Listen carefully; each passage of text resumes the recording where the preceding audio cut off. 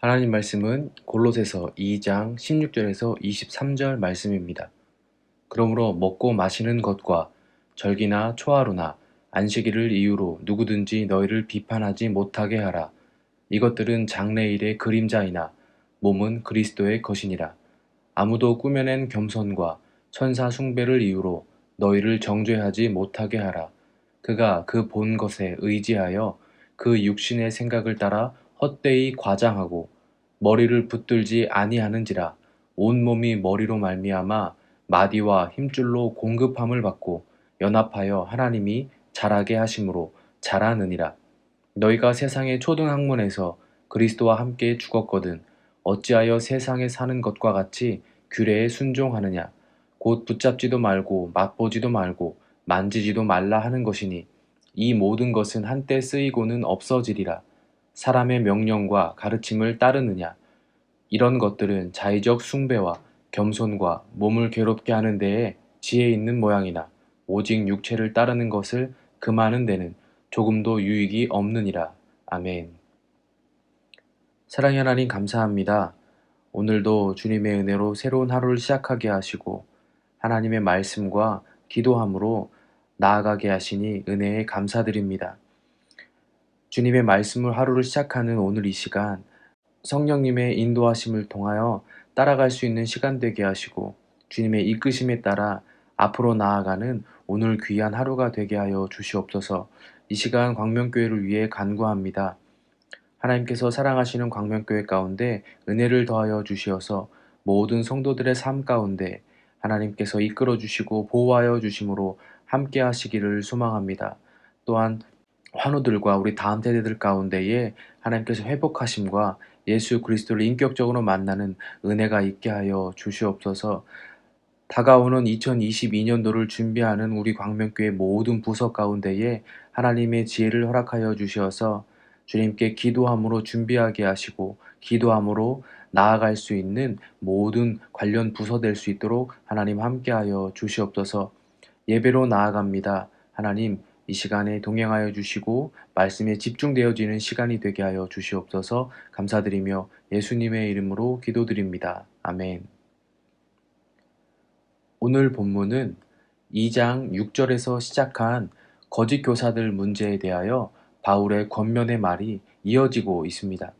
바울은 2장 6절에서 예수님을 주로 받았으니 그 안에서 행하라는 권면을 먼저 하였고, 그리고 이어서 8절에 그들의 헛된 속임수에 사로잡히지 말라고 권면하였습니다. 본문의 말씀은 전에 말했던 두 번의 권면에 이어서 또다시 두 번의 권면의 말을 전하고 있습니다. 16절에서 17절 말씀으로 유대교 관습에 현혹되지 말 것을 권면하고 18절에서 19절 말씀으로 신비적 요소를 가진 개인적 체험을 강조하는 자의적 종교에 현혹되지 말 것을 권면하고 있습니다. 첫 번째로 16절입니다. 먹고 마시는 것과 절기나 초하루나 안식일을 이유로 누구든지 너희를 비판하지 못하게 하라. 아멘.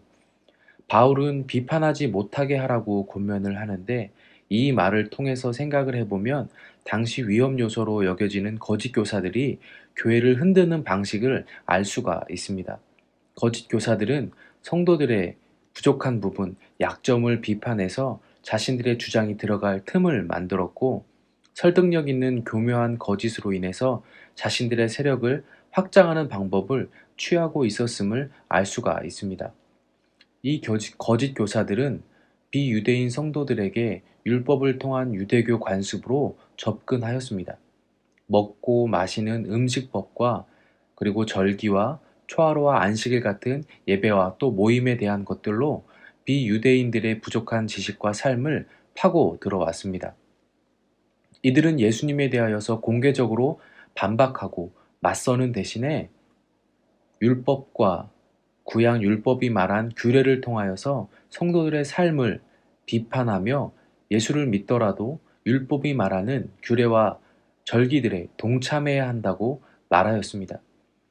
이에 대해 지식이 부족한 비유대인 성도들은 이들의 이러한 주장에 끌려갈 수밖에 없었을 것이고 이것을 시작으로 신앙의 본질과 다른 삶의 모든 영역에서도 그들의 말 가운데 휘둘렸을 것입니다. 쉽게 생각해 보면 거짓 교사들, 이 자신들이 가지고 있는 율법의 지식을 통해서 오직 십자가, 예수 그리스도만으로 충분하다는 믿음을 흔들어 놓으려 한다는 것입니다. 믿음만으로는 부족하니 삶에서 어떠한 노력이 필요하다고 말하고 있는 것입니다. 거짓 교사들은 자신들이 지금껏 행해왔던 익숙한 삶의 관습을 진리에 포함시키려 하고 있는 것을 바울은 미리 알고 현혹되지 말라고 권면하는 것입니다. 바울은 17절에서 율법 그리고 관습을 그림자로 예수님을 몸으로 표현하여 말하였습니다. 율법을 무시하고 전혀 필요가 없다는 말이 아니라 예수님을 통하여 그 율법을 바라보아야 한다는 말입니다. 그림자를 통해 몸을 보는 것이 아니라 몸을 통하여 보여지는 그림자를 보아야 한다는 것이지요. 둘째로는 유대주의적 신비주의입니다. 18절에서 19절 말씀을 보면 아무도 꾸며낸 겸손과 천사 숭배를 이유로 너희를 정죄하지 못하게 하라. 그가 그 본 것에 의지하여 그 육신의 생각을 따라 헛되이 과장하고 머리를 붙들지 아니하는지라. 온몸이 머리로 말미암아 마디와 힘줄로 공급함을 받고 연합하여 하나님이 자라게 하심으로 자라느니라. 아멘.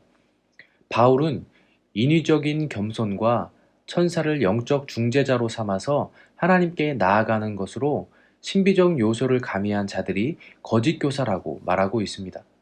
천사 숭배와 같은 신비적인 요소들로 믿는 자들을 혼란스럽게 만드는 자들이라는 것이죠. 신앙이 눈에 보이지 않는 하나님을 대상으로 갖는 것이기에 이들이 말하는 신비적인 요소가 분명히 존재하고 그분의 은혜를 얻기 위해 인간적인 겸손함이 필요하다고 보는 것은 충분히 그럴듯하게 보여집니다. 하지만 바울은 이들이 말하는 이 방법들이 바른 방법이 아니라고 말하고 있습니다. 하나님과의 관계는 예수님만을 통해서만이 가능하고 그분의 은혜와 상급을 얻는 것 또한 예수님을 통해서만 가능하기 때문이라고 말합니다. 바울은 1장에서 예수님을 보이지 않는 하나님의 형상으로서 창조사역과 구원사역에 동참하신 분이며 하나님께서 구원을 허락하신 유일한 통로자라고 선포하였습니다. 오직 예수 그리스도를 통해서만이 우리는 구원을 얻을 수 있으며 하나님과 관계를 맺을 수가 있습니다. 이것은 변하지 않는 것, 바로 진리라고 말합니다. 하지만 거짓 교사들은 개인이 경험한 것을 절대시하면서 그리고 과장하면서 자랑했습니다. 그리고 오직 예수님만이 아니라 자신들의 개인적인 신비적인 경험을 함께 포함하여 은연중 그들에게 진리처럼 포장하여 말하고 있었습니다. 이에 바울은 거짓 교사들은 개인적인 종교 형태를 주장하고 있지만 예수님께서 머리가 되시는 교회를 통하여 성도들이 한 지체가 되어 하나님께서 공급해 주시는 도움으로 자라난다고 말하고 있습니다. 바울이 말한 거짓 교사들의 주장을 보면 순간 현혹될 수 있을 만큼 진리처럼 보입니다. 또한 매우 바른 신앙의 모습처럼 보여지기도 합니다. 우리의 신앙의 삶을 통해서 바라보아도 그렇습니다. 내가 무언가를 더 해야만, 그리고 더 잘해야만 할 것 같은 생각이 있습니다. 구원을 받는 것 또한 그렇게 여겨질 때가 있죠. 구원은 예수 그리스도를 통하여 이루어집니다. 그리고 그를 믿음으로 이루어졌습니다. 이것이 진리라고 말하지요. 하지만 우리는 종종 내가 더 열심히 해야 하는데 라고 생각할 때가 아주 많이 있습니다. 구원에 대하여서는 우리가 할 수 있는 것은 오직 감사밖에 없는 줄 믿습니다. 구원은 하나님의 전적인 은혜입니다. 예수 그리스도의 십자가의 보혈의 공로를 통해 거저 받은 것이죠. 우리가 더 열심히 노력해야 한다면 말씀을 읽고 그 말씀에 순종하는 일에 열심을 내야 하는 것 뿐입니다. 신앙의 삶 또한 그렇습니다. 우리의 구원은 흔들리지 않습니다.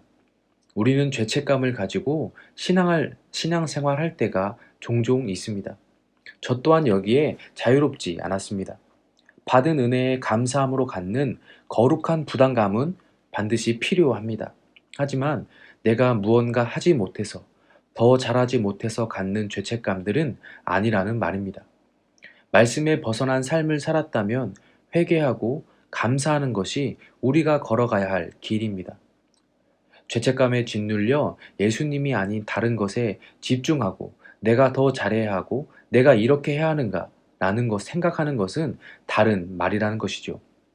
그저 감사하며 예수님의 십자가의 공로를 힘입어 하나님 앞에 나아갈 뿐입니다. 이것이 우리가 가져야 할 신앙의 가장 기본적인 자세입니다. 은혜라는 것을 거저 받았다 하여 값싸게 여기는 생각이 우리 사랑하는 성도님들 가운데 없으시길 예수님의 이름으로 소망합니다. 하나님의 은혜는 모든 것을 덮고도 남는 줄 믿습니다.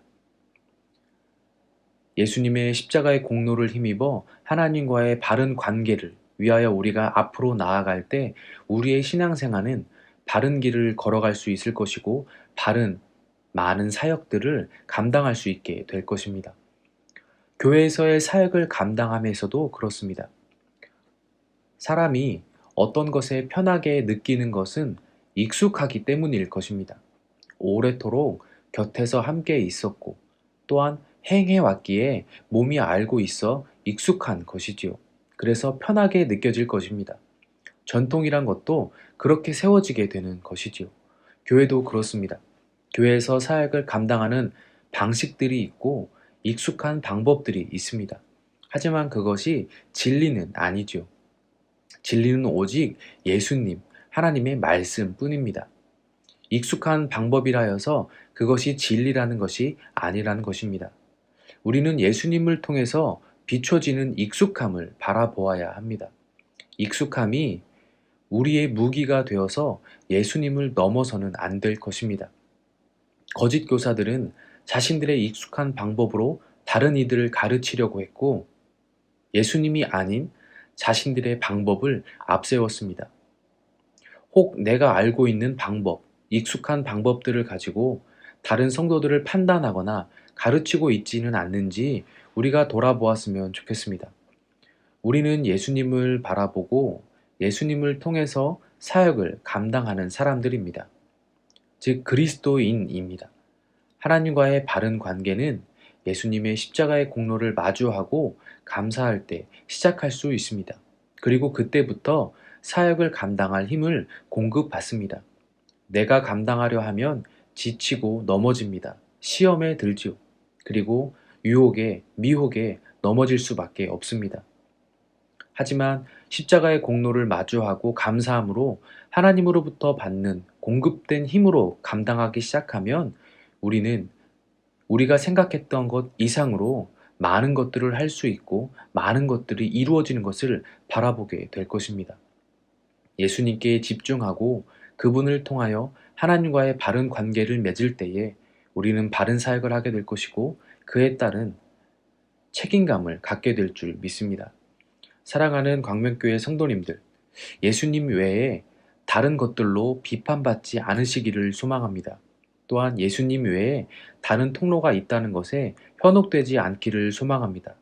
이를 통하여 우리의 신앙생활이 또한 우리에게 주어지는 많은 사역들을 감당할 때 바른 마음으로, 바른 자세로, 바른 길로, 바른 방법으로 감당할 수 있기를 예수님의 이름으로 소망합니다. 기도하겠습니다. 사랑이 많으신 하나님 아버지, 우리를 먼저 찾으시고 예수 그리스도를 통하여 구원의 은혜를 허락하시니 감사함을 올려드립니다. 우리에게 허락하신 그 은혜의 통로를 잊지 말게 하시고 예수님을 통하여 우리의 무거운 짐을 내려놓게 하시고 바른 신앙의 걸음으로써 자유함을 누리며 감사하며 살아가는 은혜가 있게 하여 주시옵소서. 그리하여 흔들림이 없는 믿음의 지체들이 되게 하시고 그런 우리 광명교회가 되게 하여 주시옵소서. 감사드리며 예수님의 이름으로 기도드립니다. 아멘. 이어서 개인의 기도로 기도하겠습니다. 기도하실 때 광명교회 모든 성도들이 오직 예수님만을 바라보아 하나님과의 바른 관계를 맺고 신앙생활할 수 있도록 기도해 주시고 환우들과 다음 세대들을 위해서 또한 기도해 주시길 부탁드립니다. 하나님의 치료하심과 회복하심이 있게 해주시고 예수 그리스도를 인격적으로 만나는 은혜가 있게 해달라고 함께 기도해 주시길 부탁드리겠습니다. 다 함께 기도하겠습니다.